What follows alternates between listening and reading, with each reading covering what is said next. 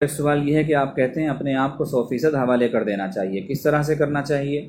اس طرح سے کرنا چاہیے کہ جیسے ایک مریض طبیب کے سامنے اپنے آپ کو پیش کرتا ہے اور کہتا ہے کہ میرے اندر یہ بیماریاں ہیں، اب میں آپ کے سامنے ہوں، اب آپ جو مجھے کہیں گے بس میں ویسے مانوں گا، ایسے حوالے کرنا۔ جیسے مریض طبیب کو رائے نہیں دیتا، مشورہ نہیں دیتا، اور جیسے مریض طبیب کی بات کے خلاف نہیں کرتا، ایسے ہی مریض کو بھی شیخ کی بات کے خلاف نہیں کرنا چاہیے، شیخ کو مشورہ اور رائے نہیں دینا چاہیے۔ شیخ کو مشورہ دینا کہ حضرت میں ایسے کرنا چاہ رہا ہوں، آپ کی کیا رائے؟ تو جب آپ ایسے کرنا چاہ رہے ہیں تو پھر آپ نے شیخ کیوں بنایا؟ آپ کو یہ کہنا چاہیے کہ میرے ساتھ یہ حالت ہے، اب آپ کا حکم کیا ہے؟ یہ طریقہ ہوتا ہے۔ لوگ اپنے وظائف مثال کے طور پہ لکھ کر بھیجتے ہیں، میں یہ پڑھتا ہوں، یہ پڑھتا ہوں، یہ پڑھتا ہوں، 25 سال سے معمول ہے، کیا کروں؟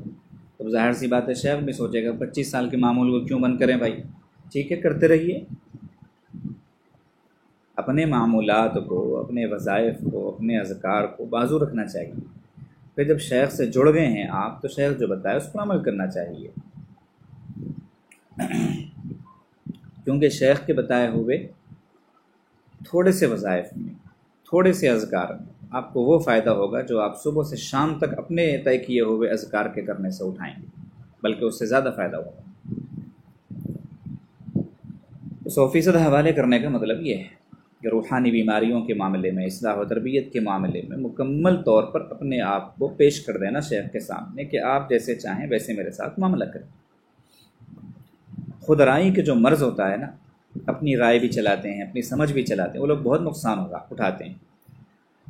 حتیٰ کہ کابر مشائخ کے نزدیک یہ بات بھی ہے کہ دنیاوی معاملے میں، کسی معاملے میں شیخ اگر کوئی بات کہہ دے تو اس میں بھی رائے چلانے سے نقصان ہو جاتا ہے، اس میں بھی رائے چلانے سے نقصان ہو جاتا ہے۔ بھئی شیخ نے آپ سے کہہ دیا، اب آپ کو اس میں اپنی عقل کو دخل دینے کی اور اپنی ٹانگ اڑانے کی ضرورت کیا ہے کہ آپ نے یہ کہا ہے لیکن میں ایسے مناسب سمجھ رہا ہوں۔